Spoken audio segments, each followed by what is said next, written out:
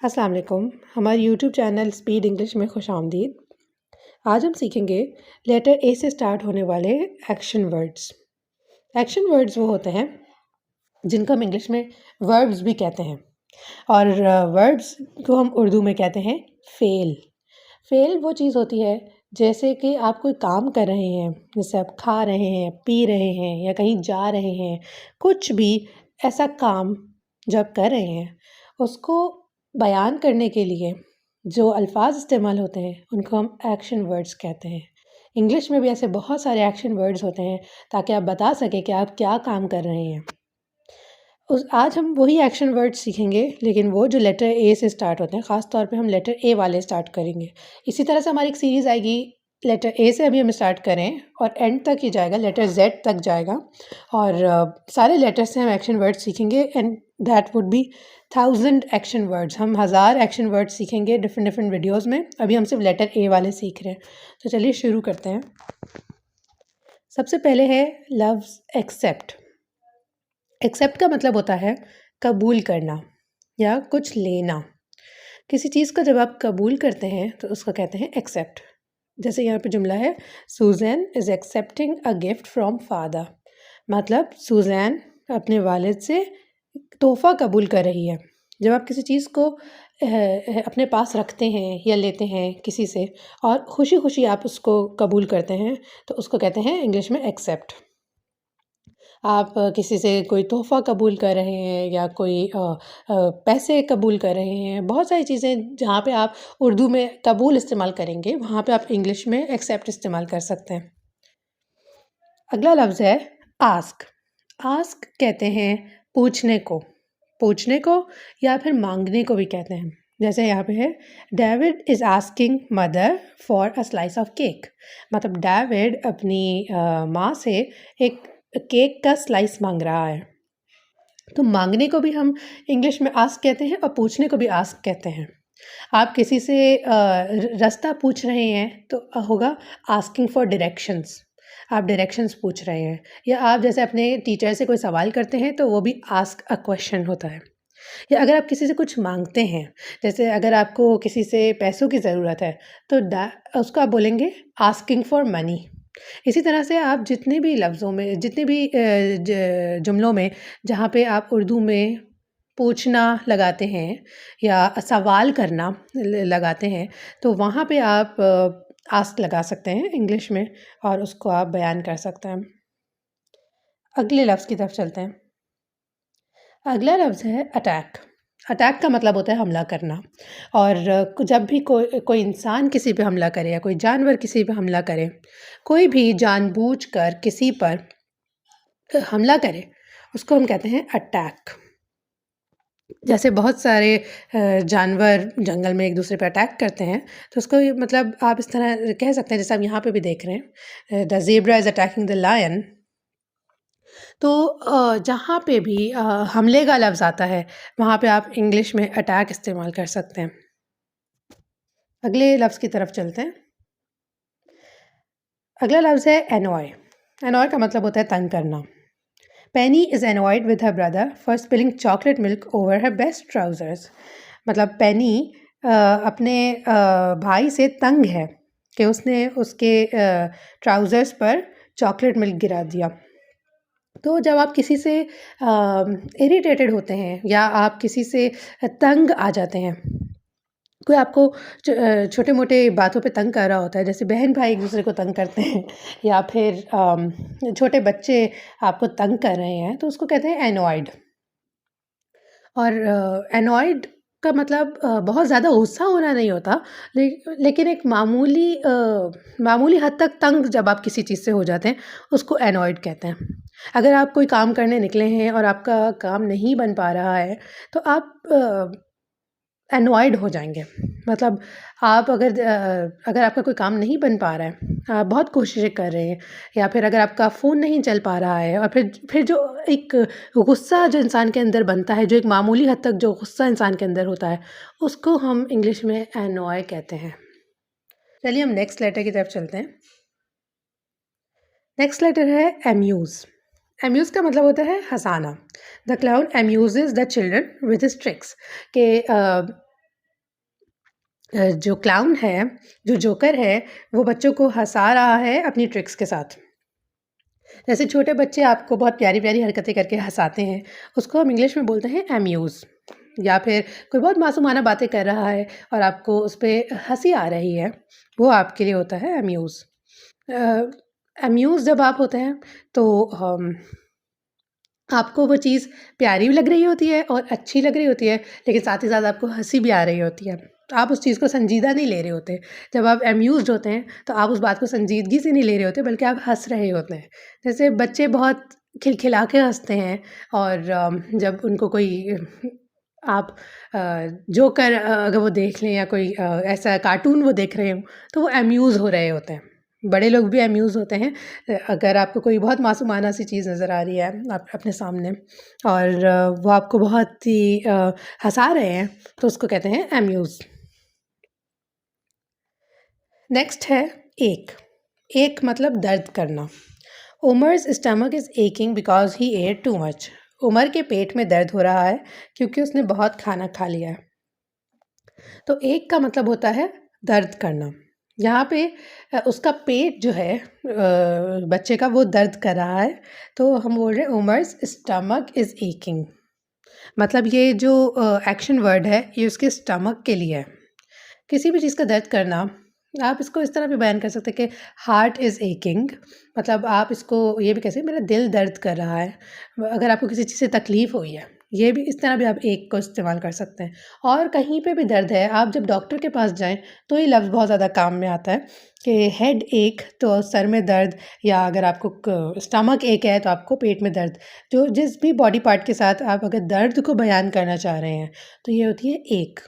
اچھا، ایک جو ہے بہت شدید قسم کا درد نہیں ہوتا. ایک برداشت کے قابل حد تک جو درد ہوتا ہے اس کو ہم ایک بولتے ہیں.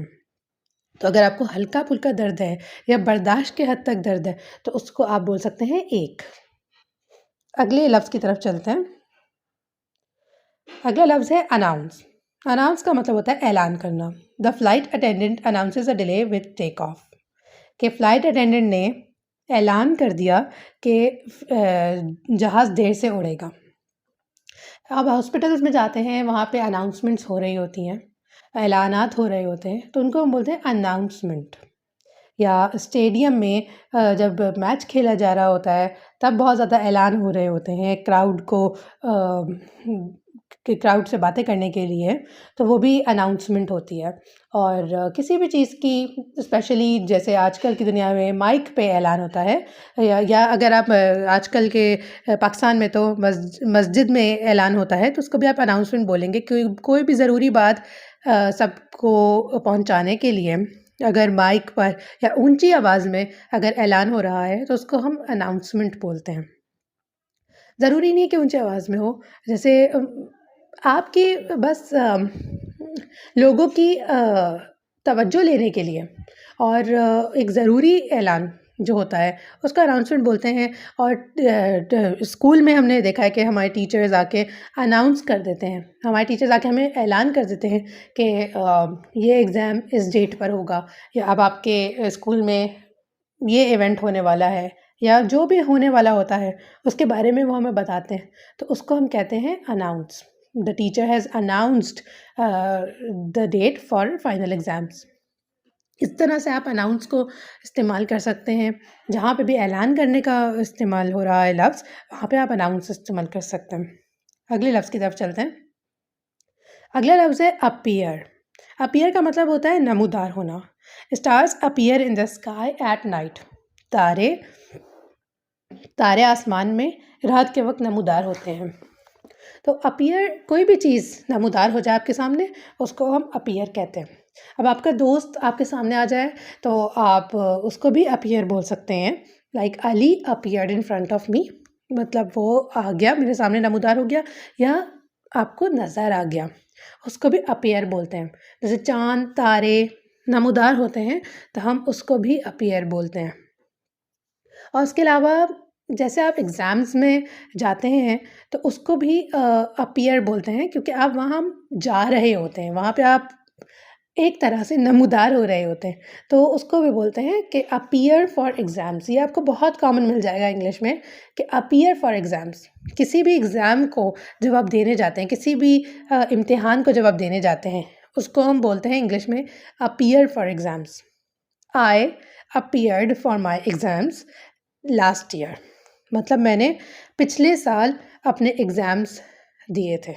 تو یہ ایک بہت ہی کام کا لفظ آپ کو بہت استعمال ہونے میں مل جائے گا انگلش میں، تو اس کو بھی آپ دھیان میں رکھیں. اگلے لفظ کی طرف چلتے ہیں.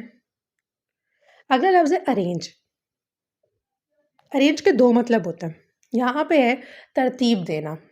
Father is arranging the books on the book shelf. چیزیں بہت ہی الٹی پلٹی ہو کے رکھی ہوئی ہیں اور آپ اس کو ترتیب سے لگا دیتے ہیں، تو اس کو ہم بولتے ہیں ارینج کرنا. ٹھیک ہے. اگر آپ کسی بھی چیز کو، جیسے آپ اپنے گھر میں کتنی دفعہ کچن، کمرہ، ہر چیز کو آپ بارہا ترتیب دیتے ہیں، تو اس ترتیب دینے کو ہم ارینج کہتے ہیں کہ I have arrange the books, I have arrange things in the kitchen. تو یہ آپ کے پاس ہو جاتا ہے ارینج. اور دوسری چیز ہوتی ہے کہ کسی چیز کو مہیا کروانا، اس کو بھی ارینج کہتے ہیں. کہ اگر کوئی کتاب آپ کو کسی بھی دکان سے نہیں مل رہی تھی، پھر آپ نے کسی دکان پہ جا کے اسپیشل درخواست دی کہ آپ کی وہ کتاب ارینج کروا دی جائے، مہیا کروا دی جائے، تو وہ جو کروائیں گے، وہ جو پھر کہیں سے منگوائیں گے آپ کے لیے وہ کتاب، یا اپنی فیکٹری میں سے اس کو پرنٹ کروائیں گے، تو اس کو بولیں گے ارینج. تو وہ بھی جو اگر کوئی اسی چیز کو مہیا کیا جا رہا ہے تو اس کو بھی ارینج کروانا کہتے ہیں. جو چیز آپ کو پہلے مل نہیں رہی تھی وہ کہیں سے مہیا کروا دی جائے تو اس کو ارینج کہتے ہیں. تو ارینج کے دو مطلب ہوتے ہیں. یہاں پہ ترتیب دینا دکھایا گیا ہے اور آپ دیکھ سکتے ہیں کہ کس طرح سے یہ بندہ ارینج کر رہا ہے. اور اس میں جملہ یہ father is arranging the books on the book shelf, اور اس کا ہے کہ والد صاحب کتابوں کو ترتیب دے رہے ہیں. اگلے لفظ کی طرف چلتے ہیں. اگلا لفظ ہے الاؤ. الاؤ کا مطلب ہوتا ہے اجازت دینا. Eating and drinking are not allowed in the library. مطلب کھانے اور پینے کی اجازت نہیں ہے لائبریری میں. تو الاؤ کا مطلب ہوتا ہے اجازت دینا. جیسے آپ کے پیرنٹس، آپ کے ماں باپ کسی چیز کی اجازت دیتے ہیں، نہیں دیتے، تو اس کے لیے آپ لفظ الاؤ استعمال کرتے ہیں. یا آپ اپنے بچوں کو کسی چیز کی اجازت دیتے نہیں دیتے، تو وہ آپ اس کے لیے لفظ الاؤ استعمال کریں گے. I don't allow my kids to go out. مطلب میں اپنے بچوں کو باہر جانے کی اجازت نہیں دیتی. تو جہاں پر بھی اجازت کا لفظ آتا ہے وہاں پہ الاؤ استعمال کیا جا سکتا ہے. بہت ساری جگہیں جیسے سنیما، لائبریری، وہاں پہ کھانے پینے کی اجازت نہیں ہوتی، تو آپ یہ بولیں گے کہ eating and drinking is not allowed in the cinema اور ان دا لائبریری. یا کچھ جگہوں پہ اسموکنگ کی اجازت نہیں ہوتی، تو آپ یہ بولیں گے smoking is not allowed in the restaurant. تو اس طرح سے آپ کوشش کریں کہ آپ خود بھی جملے بنائیں اور جو لفظ آپ سیکھ رہے ہیں. ہم اگلے لفظ کی طرف چلتے ہیں. وہ ہے ایڈوائس. ایڈوائز، اس کی اسپیلنگ پہ آپ خاص طور پہ غور کریں. ایڈوائز، یہ اس لیے میں یہاں پہ زور دے رہی ہوں کیونکہ یہاں پہ ایس لکھا ہوا ہے، ADVISE. اگر میں ایس کی جگہ سی لگا دوں گی تو وہ خود نصیحت ہو جائے گی، اور جہاں میں نے ایس لگایا ہے تو نصیحت کرنا. تو انگلش میں بہت باریک لکیر ہوتی ہے اور چھوٹے چھوٹے فرق ہوتے ہیں، ان کو آپ کو بہت زیادہ نظر میں رکھنا ہوتا ہے. ہم یہ سب سیکھیں گے. ابھی بس میں اس لیے آپ کو دھیان میں لا رہی ہوں کہ آپ اس کی اسپیلنگ کو ایک دفعہ غور سے دیکھ لیں کہ جب ہم نصیحت کرتے ہیں اس کو انگلش میں بولتے ہیں ایڈوائس، اور ایڈوائس وتھ ایس، مطلب ایس والی ایڈوائس. تو آپ یہ دھیان میں رکھ لیں. اور نصیحت کرنے کو بولتے ہیں advice. The police officer advices the children to cross the road carefully. مطلب پولیس آفیسر بچوں کو نصیحت کر رہے ہیں کہ وہ دھیان سے روڈ کراس کریں. ماں باپ روزانہ اپنے بچوں کو نصیحت کرتے ہیں. ٹیچرز اپنے بچوں کو، اپنے اسٹوڈنٹس کو، اپنے شاگردوں کو نصیحت کرتے ہیں. اس سب کو ہم بولتے ہیں ایڈوائس، نصیحت کرنا. اور اب ہم اگلے لفظ کی طرف چلتے ہیں. اگلا لفظ ہے ایگری. ایگری، ایگری کا مطلب ہوتا ہے اتفاق کرنا. تو عمر ایگریز ٹو ہیلپ میاں ود ہر بیگس. کہ عمر مان گیا ہے کہ وہ میاں کو اس کے بیگز اٹھانے میں مدد کرے گا. کسی بھی چیز پہ مان جانا یا کسی کی رائے سے اتفاق کرنا، اس سب کو ہم ایگری کہتے ہیں. ایگری کا مطلب ہوتا ہے مان جانا، کہ اگر کوئی آپ کا کام کرنے پہ مان جائے، آپ کی بات مان جائے تو اس کو بھی ایگری کہتے ہیں. کہ فار ایگزامپل سارا has agreed to do my home work, سارا مان گئی ہے کہ وہ میرا کام کرے. ٹھیک ہے، اب ہم نیکسٹ پہ چلتے ہیں. اگلا لفظ ہے ایم. ایم کا مطلب ہوتا ہے نشانہ لگانا. Eric is among carefully at a target. Eric بہت دھیان سے اپنے ٹارگیٹ پہ نشانہ لگا رہا ہے. اس کا مطلب ہوتا ہے ایم. آپ کسی چیز پہ اگر آپ نظر رکھتے ہیں اور جو آپ کی منزل ہوتی ہے اس کو بھی مطلب آپ ایم بولتے ہیں. آپ کہاں پہنچنا چاہتے ہیں اس کو بھی ایم بولتے ہیں. مائی AIIMS are high in life, کہ میرے اونچے ارادے ہیں زندگی میں، وہ بھی ایم ہوتا ہے. آپ کرنا کیا چاہتے ہیں وہ ایم ہوتا ہے آپ کا. اور اسی طرح سے جو آپ کا ٹارگٹ ہے، جو آپ کے سامنے جو جس بھی چیز تک آپ نے پہنچنا ہے، یہاں پہ وہ بچہ اپنے اس بورڈ پہ پہنچنا چاہ رہا ہے جہاں اسے تیر مارنا ہے، تو وہ اس کا ایم ہے. اور جب آپ کسی چیز پر ایم کر رہے ہوتے ہیں، مطلب نشانہ لگا رہے ہوتے ہیں، اس کو بولتے ہیں ایمنگ. نیکسٹ لفظ پہ چلتے ہیں. اگلا ہے ارائیو. ارائیو کا مطلب ہوتا ہے پہنچنا. یہ لفظ ایئرپورٹ پہ بہت زیادہ استعمال ہوتا ہے کہ یہ فلائٹ اتنے بجے ارائیو کرے گی، یہ فلائٹ اتنے بجے ارائیو کرے گی. آپ کو ایئرپورٹ پہ بہت زیادہ دیکھنے کو مل جائے گا، کیونکہ بہت ساری پرواز آ رہی ہوتی ہیں، بہت ساری پرواز پہنچ رہی ہوتی ہیں، کچھ دیر سے پہنچتی ہیں، کچھ وقت پہ پہنچتی ہیں، تو وہ اس لفظ کو بہت زیادہ استعمال کرتے ہیں. تو یہاں پہ دیکھیں اس کا ہے aunt Jolie and uncle gym arrived at the station to late, the train left without them. تو یہاں پہ بتانا چاہ رہے ہیں کہ آنٹ جولی اور انکل جم ٹرین اسٹیشن پہ بہت دیر سے پہنچے، جس کی وجہ سے ٹرین ان کے بغیر چلی گئی. کہیں پہ بھی پہنچنے کو کہتے ہیں ارائیو. آپ اگر اپنے اسکول جاتے ہیں تو وہاں پہ بھی آپ ارائیو کرتے ہیں. آپ کسی پارٹی پہ جاتے ہیں، کسی شادی پہ جاتے ہیں، وہاں پہ آپ ارائیو کرتے ہیں.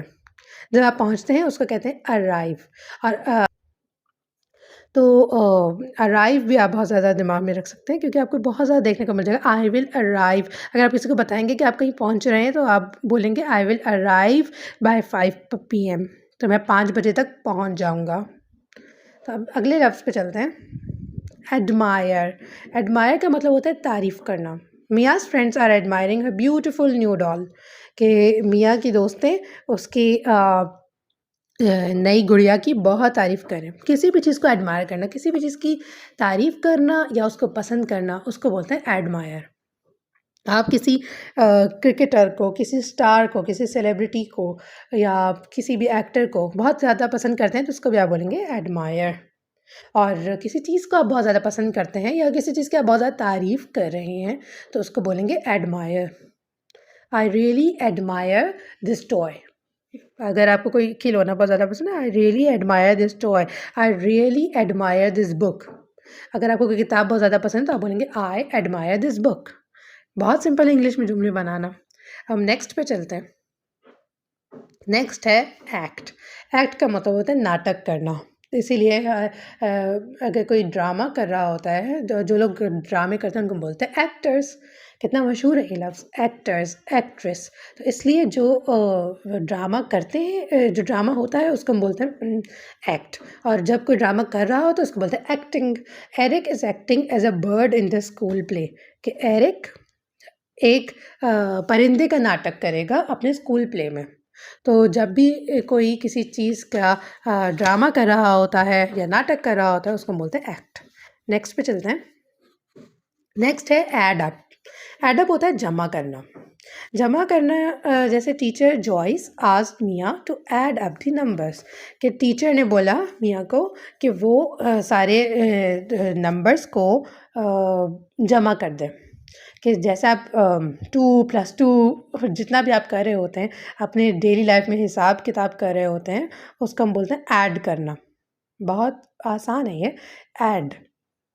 جب آپ دو چیزوں کو ملا رہے ہوتے ہیں تو اس کو بولتے ہیں ایڈ. اچھا یہاں پہ آپ دیکھیں ایڈ اپ. ایڈ کے ساتھ اب بھی لگا ہوا ہے. ایڈ اپ کا مطلب ہوتا ہے جمع کرنا، اور ہم ایڈ کا بھی دیکھیں گے. خالی ایڈ کا کیا ہوتا ہے، اگر میں اپ ہٹا دوں گی تو پھر ایڈ کا کیا مطلب ہوگا وہ ہم آگے چل کے دیکھیں گے. لیکن ابھی ہم دیکھ رہے ہیں ایڈ اپ، اور ایڈ اپ کا مطلب ہوتا ہے دو چیزوں کو جمع کرنا. اگر آپ کیلکولیشنس کر رہے ہیں، آپ کسی چیز کا حساب کر رہے ہیں اور آپ اس میں پلس کر رہے ہیں، جس کو ہم عام لفظوں میں کہتے ہیں پلس، تو اگر آپ دو چیزوں کو پلس کر رہے ہیں تو اس کو ہم بولتے ہیں ایڈ اپ. ہم نیکسٹ پہ چلتے ہیں. نیکسٹ ہے اویکن. اویکن کا مطلب ہوتا ہے جگانا. The alarm clock اویکنس Umar from slip every morning. کہ الارم کلاک جو ہے عمر کو ہر صبح جگا دیتی ہے اس کی نیند سے. آپ کی والدہ آ کے اگر آپ کو جگاتی ہیں صبح صبح تو اس کو بولتے ہیں مدر اویکنس ہر چائلڈ. کوئی بھی چیز اگر کسی کو جگا رہی ہے نیند سے اس کو بولتے ہیں اویکن. اگر کوئی آواز آپ کو جگا رہی ہے تو اس کو بھی آپ بولیں گے اویکن. The sound awakened me from slip last night. تو اگر کسی بھی چیز نے آپ کو جگایا تو اس کو بولتے ہیں اویکن. اب ہم اگلے لفظ کی طرف چلتے ہیں، وہ ہے ایڈ. ایڈ ملانا. میں نے پہلے بھی آپ کو بتایا تھا کہ ایڈ اپ اور ایڈ میں فرق دیکھیں گے.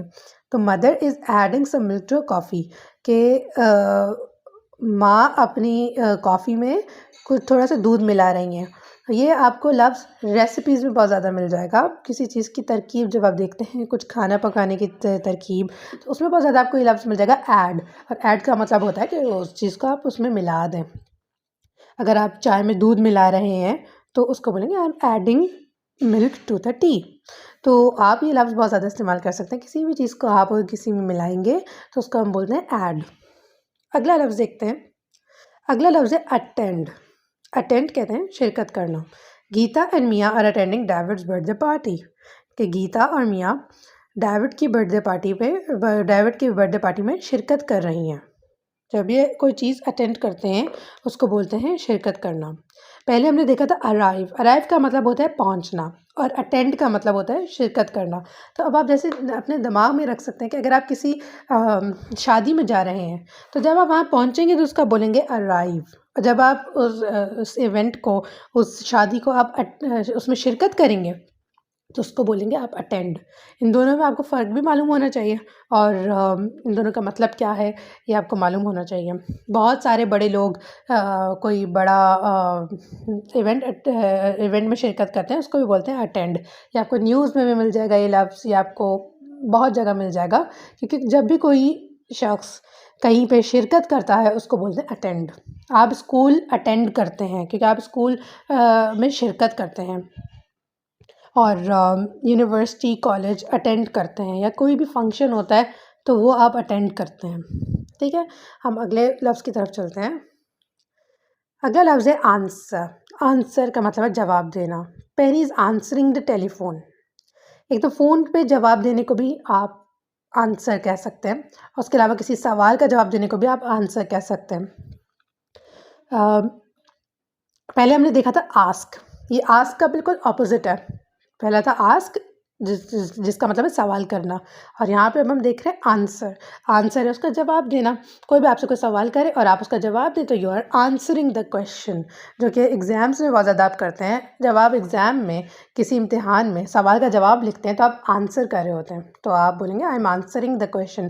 چاہے آپ لکھ کر کریں، چاہے آپ بول کر کریں، کسی بھی طرح سے کریں، آپ سوال کا جواب دے رہے ہیں تو you are answering the question. بس دیٹس اٹ فار ٹوڈے.